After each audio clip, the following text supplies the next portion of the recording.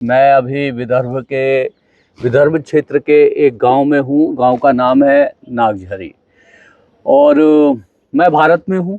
महानगर के लोग इंडिया में रहते हैं। भारत में आज भी पशुधन की बहुत कीमत है। यहाँ पर इस गांव में आपको हर घर में कुछ न कुछ जो है पशुधन मिलेगा।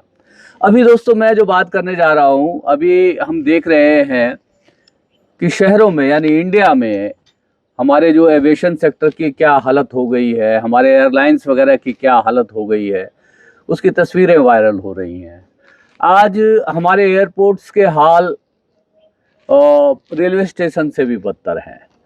इस तरह की हृदय विदारक तस्वीरें आ रही हैं जो इंडिगो के उड़ान को लेकर के, कि जहां पर एक व्यक्ति, एक जवान अपनी बेटी के लिए सैनिटरी पैड की डिमांड कर रहा है असमय मासिक धर्म आने की वजह से।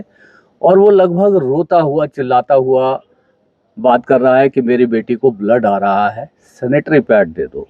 और इंडिगो के जो सहायक कर्मी हैं वो कह रहे हैं हम ऐसा नहीं कर सकते।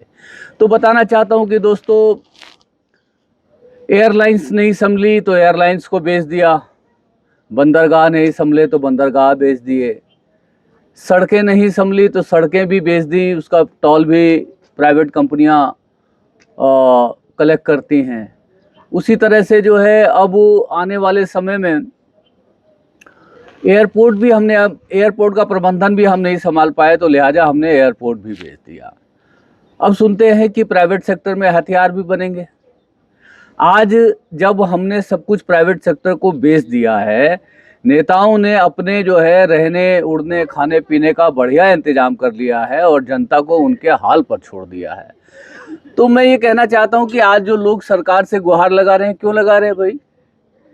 एयरपोर्ट सरकार के नहीं, एयरलाइंस सरकार की नहीं, बंदरगाह सरकार की नहीं, रेलवे में भी पीपीपी प्रोजेक्ट के तहत जो रेलवे स्टेशनों को विकसित किया जा रहा है, उसी तरह से जो ये जो सारी चीज़ें प्राइवेटाइज हो रही हैं, हथियार भी अब प्राइवेट सेक्टर में बनाए जाएंगे। कल जो है हथियार के मूल्यों का निर्धारण भी प्राइवेट प्लेयर्स करेंगे। वो कहेंगे नहीं नहीं, हम तो अपना बंदूक, हम तो अपना एसएलआर इतने दाम पर ही बेचेंगे।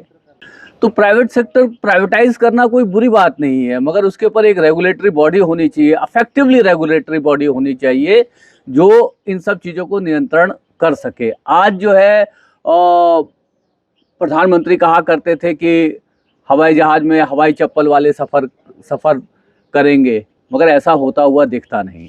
हवाई किराए आसमान छू रहे हैं, उसका नियंत्रण सरकार का कोई है नहीं। लोग, मैं आपको बताना चाहता हूं कि दोस्तों, आज की डेट में रेलवे स्टेशन की स्थिति कहीं ज़्यादा अच्छी है एयरपोर्ट से। यदि रेलवे स्टेशन पे किसी बच्ची को, किसी बिटिया को हमारे यदि मासिक धर्म आए या पीरियड्स आए, यदि वो घर से सैनिटरी पैड लाना भूल गई हो, तो आपको रेलवे स्टेशन पे कहीं ना कहीं सैनिटरी पैड मिल जाएगा, मगर वही सैनिटरी पैड एयरपोर्ट पे नहीं मिला। इतनी हृदय विदारक तस्वीरें आ रही हैं एयरपोर्ट से, जो कहीं ना कहीं जो हमारे देश में जो प्राइवेटाइजेशन का जो अगली कुरूप रूप है वो जो उभर करके सामने आ रहा है। तो सब चीज़ें प्राइवेटाइज जो है करने के ये जो है दुष्परिणाम है। अपना घर बेच करके यदि आप किराए के घर में जाओगे तो मकान मालिक की तो सुननी ही पड़ेगी, चलेगी तो मकान मालिक की ही। आपका घर यदि रहेगा तो आप अपने तरीके से रह सकते हो, आप उसका खुद जो है प्रबंधन कर सकते हो, मैनेज कर सकते हो। तो आज हमने जो है अपने सारे जो हमारे एसेट्स थे, जो हमारे भारत सरकार के जो एसेट्स थे, वो हम लगातार बेचते जा रहे हैं, जिसका नतीजा आज हमारे सामने है। और हम एयरपोर्ट पर जो ये सब तस्वीरें देख रहे हैं, वहाँ एक विदेशी महिला जो बताई जाती है कि फ्रांस के नागरिक हैं, उन्होंने वहाँ पर अपने गुस्से को कंट्रोल नहीं कर पाई और बहुत जो उन्होंने अपना क्रोध जो है व्यक्त किया। पुतिन हमारे देश में है इस समय, पुतिन भी देख रहे होंगे। तो ऐसे तो कैसे बनेगा भारत विश्व गुरु? कैसे हम 2047 तक जो विकसित देश की श्रेणी में आ पाएंगे? ये तो वो लोग हैं, ये तो वो लोग हैं जो एयरपोर्ट पर सरकार से गुहार लगा रहे हैं एक प्राइवेट एयरलाइंस की बद इंतजामी के खिलाफ, जिन्हें 5-5 किलो राशन भी नहीं मिलता।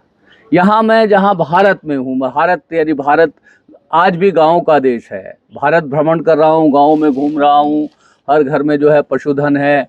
यहाँ पे आज भी बैलगाड़ियाँ चलती हैं, धीरे ही तो चलती हैं, और यदि चलती हैं तो अपने गंतव्य स्थान पर पहुँचा भी देती हैं। आप अपने महानगरों में यानी इंडिया में शेखी बघारने के लिए मर्सिडीज दिखाते हो, BMW दिखाते हो, BYD की कारें दिखाते हो, टेस्ला की कारें दिखाते हो। आप जब भारत के गांव में आओगे तो ये आपको अपने खेत दिखाएंगे। इन खेत में सोयाबीन होता है, जिससे आप सोया चाप खाते हो शहरों में बहुत चाव के साथ। इसी जमीन पर आपके लिए कपड़े उगते हैं, आपकी शर्ट उगती है, आपकी पैंट उगती है। कपास का बेल्ट है, कपास से ही सारे जो है कपड़े, कपास बोले तो इंडिया के लोग तो कपास भी नहीं जानते होंगे, तो मैं बताना चाहता हूँ कॉटन। कॉटन भी यदि समझ में नहीं आ रहा होगा तो वो जो रजाई बनती है जिसमें रुई इस्तेमाल होती है ना, वो कॉटन होती है। आपको जख्म लगता है तो बैंडेड के तौर पे आप इस्तेमाल करते हैं ना, वो कॉटन होता है। वो कॉटन भारत में उगता है, भारत के खेतों में उगता है। तो आप दिखाते हैं अपने बड़े बड़े घर, अपने जो है 25 लाख के जो है बाथरूम। यहाँ पे आप आएंगे तो वो आपको दिखाएंगे भारत की धरती माता का आंचल, जिसके ऊपर आपके लिए अनाज उगता है, आपके लिए कपड़े उगते हैं, आपके लिए पौष्टिक आहार उगता है। तो आज जो है हमें किस चीज़ की ज़रूरत है? हमें जो है स्मार्ट सिटीज़ की ज़रूरत है या स्मार्ट विलेजेस की ज़रूरत है? तो हम कहीं ना कहीं ये जो हमारा जो इकोनॉमिक मॉडल है, ये जो हमारा डेवलपमेंट का मॉडल है, जो सस्टेनेबल नहीं है, कुछ तो सरकार के पास अपना रखना चाहिए। एविएशन का सेक्टर बिल्कुल कंपटीशन रहित हो गया है, मोनोपोली हो गई है। जहां सीमित प्लेयर्स होंगे वहां यही स्थिति होने वाली है, या तो टाटा है या इंडिगो है। आप यदि इंडिगो को रिजेक्ट करके टाटा में जाते हैं तो टाटा का भी यही हाल है। आप टाटा को रिजेक्ट करके इंडिगो में जाते हैं तो इंडिगो का भी यही हाल है। वही हाल भारत के टेलीकॉम सेक्टर का हुआ है। BSNL की हालत किसी से छुपी हुई नहीं है। एक सरकारी कंपनी जिसको जो है एक संस्थागत तरीके से, बहुत व्यवस्थित तरीके से बर्बाद किया गया। मात्र 3 प्लेयर रह गए हैं टेलीकॉम में, वोडाफोन, एयरटेल, जियो। अब आपके पास और कोई चॉइस नहीं है। एयरटेल की सर्विस खराब होगी, आप जियो में जाओगे, जियो की सर्विस खराब होगी, आप वोडाफोन में जाओगे, और यदि तीनों की ही सर्विस खराब है तो आप कहाँ जाओगे? तो जो प्रतिस्पर्धा को बहुत सिस्टमेटिक तरीके से भारत में खत्म कर दिया गया है और खत्म किया जा रहा है, ये आने वाले समय में भारत की कोई विकसित देश की छवि नहीं बनाएगी। एक कंज्यूमर को कब फायदा होता है? जब एक ही उत्पाद के बहुत सारे उत्पादक होते हैं तो कंपटीशन होता है, तो उसमें कंज्यूमर को जो है डिस्काउंट्स मिलते हैं। हम धीरे धीरे हर क्षेत्र में कंपटीशन को समाप्त कर रहे हैं। उससे क्या हो रहा है? जो उत्पादन का जो उत्पादन करता है वो एंजॉय कर रहा है, जो उसका कंज्यूमर है वो उसको जो मिल रहा है वो लेने को मजबूर है। तो ये समझने वाली बात है कि जो लोग अभी तक सब मास्टर स्ट्रोक करते आ रहे हैं ना, तो वो आज मास्टर स्ट्रोक को देख रहे होंगे, एंजॉय कर रहे होंगे कि हमने कैसा भारत बनाया, हम किस तरह के विकास की ओर जो है बढ़ रहे हैं। और उस विकास, अब जब शहर को लोगों को तकलीफ होती है तो मीडिया में चारों तरफ चर्चा होती है, जब गांव देहात की समस्याओं की बात होती है तो कहीं कोई चर्चा नहीं होती।